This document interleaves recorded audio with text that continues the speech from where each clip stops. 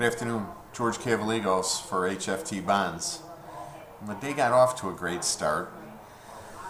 Somebody please call me, 847-651-0345, the next time the market's testing a 79% retracement level and I only cover half my short. The plan should have been cover everything at that point and wait and see.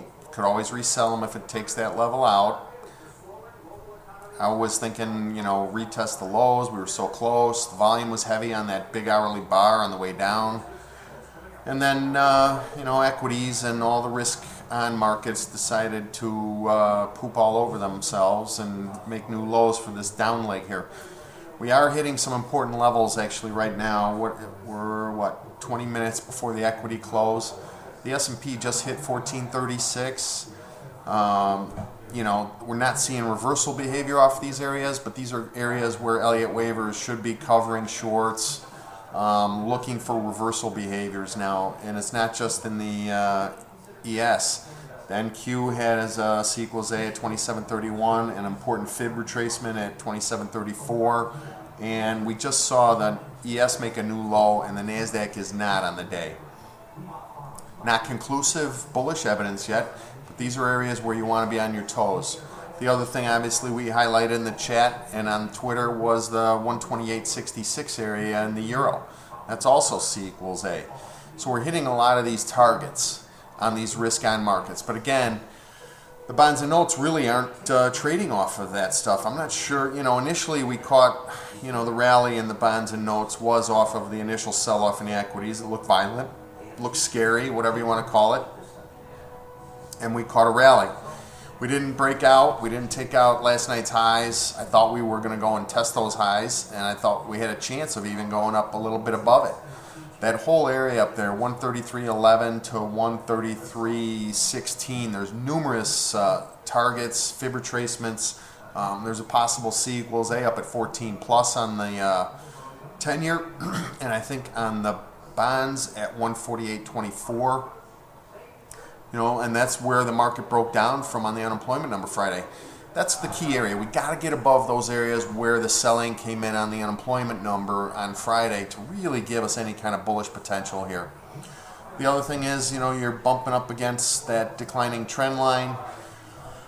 Some of the moving averages are starting to bump into this area. I was looking at the 50-day moving average on the 10-year. It was sitting right up around, the 133.10, 11 area earlier this morning. I'm sure it's down a little bit right now. I haven't looked in the last couple minutes here, but I'll look later. But, we're stuck in these ranges, and you got to, on a range trade, you got to buy support, you got to sell resistance, and you don't scale in and scale out like I planned this morning, especially against 79% retracements. Those are real common levels for B waves and wave 2s, which are corrective patterns. When those hold, that should be, the sirens should have been going off in my head this morning, and they weren't. And then I tried to sell the bounce a little bit too early again. I should have waited. The buyback results, have often given us boosts. We see the buyback results as sort of a 50-50 bet, whether it's an aggressive buyback or a not aggressive buyback, whether there's a heavy bid cover or whether it's a light bid cover. Those things are affecting the markets quite a bit because the Fed is the big player in the markets right now, and what they do is important, and how the dealers respond to the Fed's, buying and selling is important too. That's what the bid cover tells you. How is the dealer community responding? Is it a heavy offer into the Fed's buying? Is it a light offer into the Fed's buying? Those are the types of things that we need to watch, obviously, since the Fed is such a big player, and how the dealers respond to it. Tomorrow's the 10-year auction. The last couple, today's auction, the 3-year went great. The last couple 10 years and 30 years have been wishy-washy or bad at best. And we often see the market put up important highs and lows on the 30-year auction on Thursday too. So we got a lot of important stuff over the next couple days. We are flying a little bit blind. Obviously, the dealers have the order books. They know how much retail demand is out there. They have a fairly good idea of how much institutional demand is out there.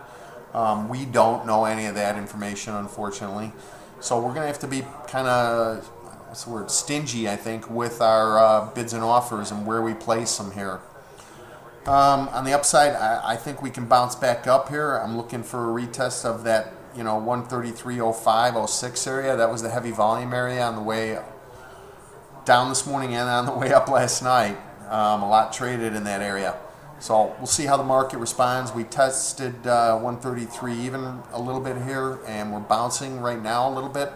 I'd like to see a little bit of a bounce into the overnight session, especially with equities closing week. The Japanese and Chinese markets. Japan was down a little bit last night. China obviously had a big rally on the big repo that the Bank of China did. I think that'll be important. And then the London 2 o'clock opening. Europe is important too. And obviously the euro closed near its lows. We'll see how that goes. The ESM bailout fund is open for business now, so we're going to have to watch that stuff too. God, so many moving targets. Basically keeps us in this range. We'll see, some more of this range trading. The Wyckoff analysts would say that the market's coming to an apex, which if you look at the trend, we've been bouncing in this little range. I think we're getting close to the breakout one way or the other here. Hopefully we'll catch that breakout. That's the game plan. I'm going to take a real hard look at this 04 to 06 area tonight. If I see any kind of reversal behavior, I'm going to try and put a small short back on, because I think the dealers want to back up the 10-year a little bit, get the dealer concession. They don't want a huge sell-off. They don't want to scare people away, but a nice little dip that they can, buy their 10 years from the Fed tomorrow at a bit of a concession. There is no POMO tomorrow. I think the Fed's selling a little bit tomorrow.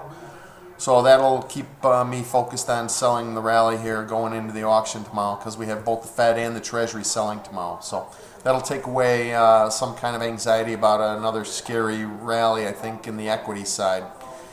When was the last time? I know I said this a couple days ago. Don't look at the other markets. Focus on the Treasuries, because that's what we're trading. When was the last time you saw the NASDAQ down 41, the S&P down 11.5, and the bonds down 5 and the notes down 5? This is such a bizarre world we're in right now. I don't know. We may have to revise our game plans even more than we already have with the Fed. Have a great night, guys. We'll see you tomorrow.